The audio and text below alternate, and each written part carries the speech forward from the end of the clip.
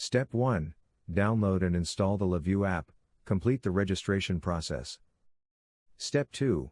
Make sure your phone is connected to 2.4 GHz Wi-Fi network. Step 3.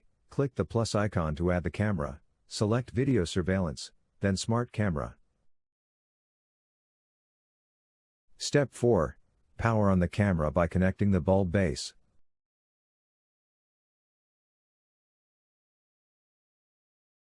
Step 5. Wait 1 minute until the LED indicator flashes slowly.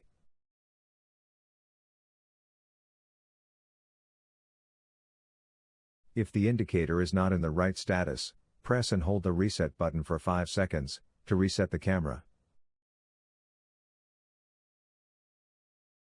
Step 6. Enter the 2.4 GHz Wi-Fi password to generate a QR code that contains your Wi-Fi information.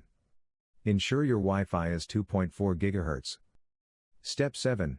Use the camera to scan the QR code on the phone from 8 to 12 inches away. When camera reads the QR code, it will send out a voice prompt. If the camera keeps failing to read the QR code, move the phone slightly back and forth towards the camera.